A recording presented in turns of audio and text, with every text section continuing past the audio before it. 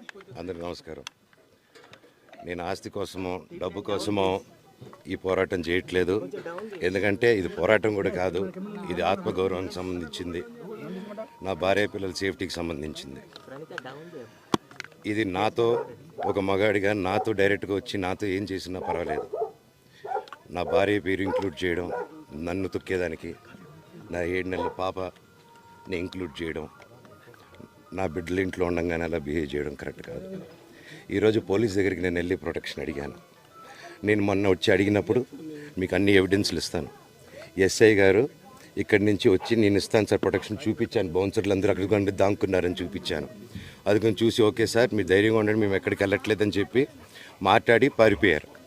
ఇప్పుడు కానిస్టేబుల్స్ వచ్చి అందరూ నా మనుషులను అందరినీ భయపించి ఇప్పుడు వాళ్ళ పేర్లు తీసుకొని బెదరగొట్టి మా మనుషులు పంపించేసి వేరే బాడీ గార్డ్ లోపల పంపించున్నారు సార్.